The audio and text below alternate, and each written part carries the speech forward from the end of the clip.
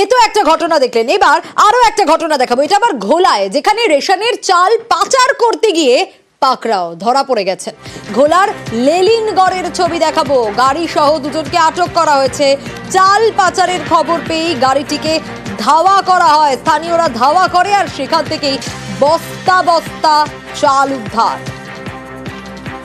এখানে চালের এই গাড়িটা লোড হচ্ছিল, ঠিক আছে। এবার আমরা মানে কয়েকদিন ধরে এটাও চলছে, ঠিক আছে। এবার আমরা একটু সন্দেহ করেছিলাম, তো সন্দেহ করার পর দেখছি এই গাড়িটা লোড করে পালাচ্ছিল, ঠিক আছে। এবার আমরা রেডি ছিলাম, বাইক নিয়ে আমরা গিয়ে ধরেছি। ধরার পর এদের জিজ্ঞেস করেছি চালটা কোথায় যাচ্ছে, এদের রেশনের চাল।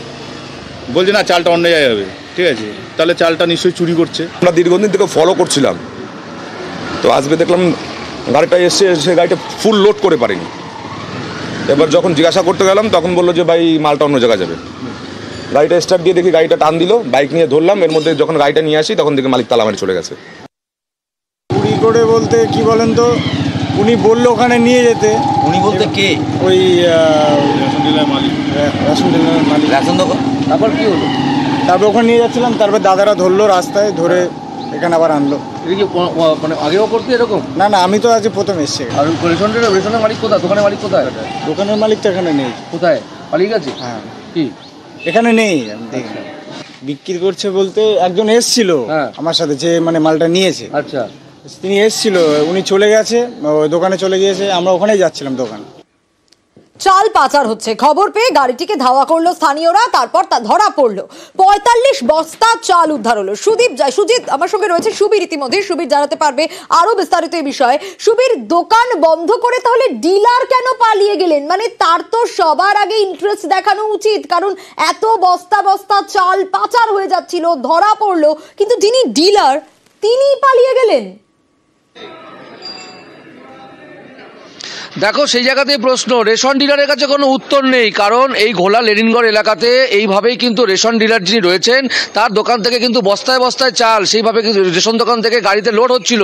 এবং সেই জায়গা থেকে কিন্তু যখন সেই 45 বস্তা চাল, রেশনের চাল, সেই জায়গা থেকে নিয়ে তারা যখন গাড়ি নিয়ে পালাচ্ছিল, সেই সময় এলাকার যারা বাসিন্দা রয়েছেন তারা কিন্তু তাদেরকে ধাওয়া করে, এবং ধাওয়া করে কল্যাণী এক্সপ্রেসের ওখানে গিয়ে কিন্তু তারা ধরে এবং সেখান থেকে তাদেরকে আটক করে নিয়ে আসে এলাকায়। এবং যখন রেশন ডিলার বুঝতে পারেন যে তিনি এই ধরনের অন্যায় কাজ করে ফেলেছেন, তিনি যখন সেই জায়গায় বেগতিক দেখে কিন্তু দোকানে তালা বন্ধ করে যারা ধরা পড়লেন তারা কারা? মানে এলাকায় কি তারা পরিচিত?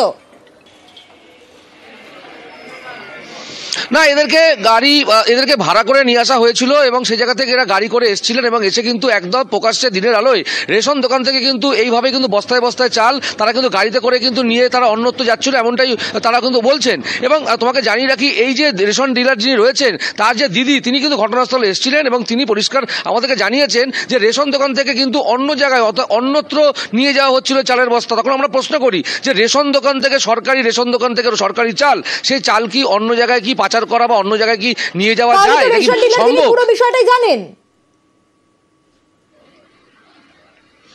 একদমই রেশন ডিলারের মদতে কিন্তু এই ঘটনা ঘটছিল এবং সেই কারণে কিন্তু যখন তিনি বেগতিক দেখেন, যখন বুঝতে পারেন তিনি ধরা পড়ে গিয়েছেন, তখন কিন্তু তিনি সেখান থেকে কিন্তু দোকান বন্ধ করে তালা লাগিয়ে সেখান থেকে তিনি চম্পট দিয়েছেন এবং গোটা ঘটনা কিন্তু তদন্ত। পাচার হচ্ছিল চাল? না, কি হচ্ছিল? আমি যেটা শুনেছি যে সন্ধ্যার আছে ওর দোকানে মানে মালটা মানে বলছি রেশন দোকান থেকে এর আগেও নাকি এরকম ভাবে পাচার হতো চাল? না, আপনাদের দোকান থেকে এর আগেও নাকি এরকম চাল পাচার হয়েছে? হয়নি। তা আপনাদের বক্তব্য কি বলছেন? মানে কোথায় যাচ্ছিল চাল? এটা সন্ধ্যার দোকানে যাচ্ছে। সন্ধ্যাটা কি কোনো একদম দোকানে? রেশন দোকান থেকে কি চাল কি বেরোতে পারে? কখনো বেরোয়? আমি জানি না এটা। যিনি রেশন ডিলার আছে তার বিরুদ্ধে স্টেপ নেওয়া হবে। আমি বিডিওকে ফোন করেছিলাম, খড়দা বিধানসভার বিধায়ক, রাজ্যের কৃষি ও পরিষদীয় মন্ত্রী শোভনদেব চট্টোপাধ্যায়কেও ফোন করেছিলাম। উনি নিবারকপুর থানায় ফোন করে দিয়েছে। নিবারকপুর থানার পুলিশ ইতিমধ্যে এখানে এসেছে। এগুলো কোনোরকমভাবে তৃণমূল কংগ্রেস এগুলো প্রশ্রয় বরদাস্ত করবে না। আমি পুলিশকে বলে দিয়েছি এর সাথে যারা যুক্ত আছে তাদের কঠোরতম শাস্তি হবে।